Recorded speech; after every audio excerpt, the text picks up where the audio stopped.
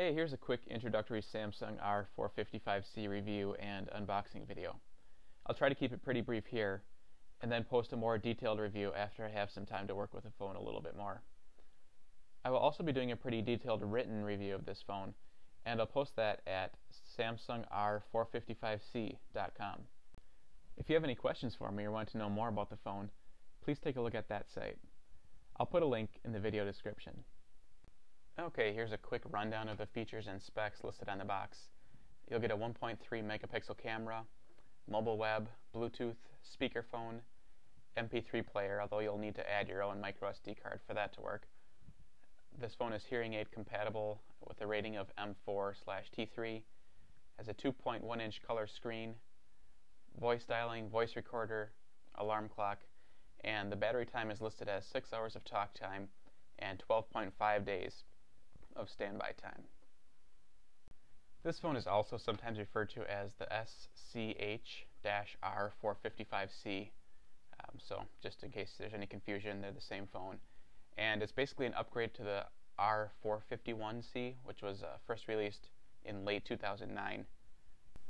This newer version is available for Straight Talk, Net10 and TracFone. The TracFone version is $60, Net10 is $80, and the Straight Talk Samsung r455c price is $90. I'll be looking at the Net10 version specifically, as you can see from the pictures, but the Straight Talk and TracFone versions work in the same way, so this review applies equally to those brands as well. And here you can see what you'll all get in the box with the Samsung r455c.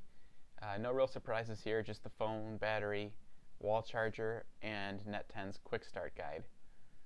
There's no hard copy instruction manual included, but I did find a PDF of that, and I'll put that up on the review website. This phone will use CDMA carriers, which in most cases will be Verizon, but could also include US Cellular if you have them in your area, or possibly other smaller compatible carriers. However, it will not work on Sprint, AT&T, or T-Mobile's networks. Okay, here I'll get into some of my initial thoughts on the phone. First of all, this device looks sleeker than previous models, and it seems pretty solid and well made. I like the keyboard here. It's much more responsive to use than my Samsung T404G, which I hate. I'm actually getting rid of that phone simply because of the keyboard.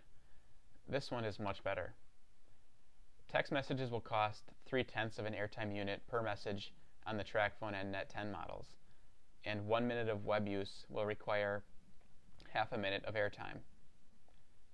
And the TracFone version here does have triple minutes for life, so that's a nice feature as well. There's only one page of menu options in the main menu, and it's pretty much like all the other Samsung sliders from TracFone, Net10, or Straight Talk. One other thing that's new here is they actually have a pair of left and right soft keys along the side of the screen, and these are used for navigating through the menus when you have the keyboard slid out. As you can see here, the r455c measures about 4.6 inches by 2.1 inches, and it's about 0.6 of an inch thick. The weight is about 3.7 ounces. Now I'll try to give you sort of a tour around this phone, and I apologize in advance for the blurry photos here. On the bottom of the right side of the device, you'll find the camera shutter button, which is well positioned so that when you turn the phone sideways, the shutter is right below your right index finger. Near the top of that same side is the headphone jack, which is a standard 3.5mm connector. It's the same size headphone connector that you'll find on iPods, MP3 players, computers, etc. And this is a good thing. The Samsung T401G, the T404G, and the R451C all require you to have either a special headset or to use an adapter to match the Samsung proprietary connector type. Frankly, that was a huge pain, and it's really nice now that you can just pick up any standard set of headphones and use them with this phone. There's not much on the bottom, although here you can see the little hole for the microphone and the CDMA by Qualcomm sticker. On the left side is the volume rocker switch, and then the charm loop at the top left corner. I found it a little odd that the charger port is on the top of the phone. I guess it's not a big deal, but it is unusual. On the plus side, the connector here is also a universal type.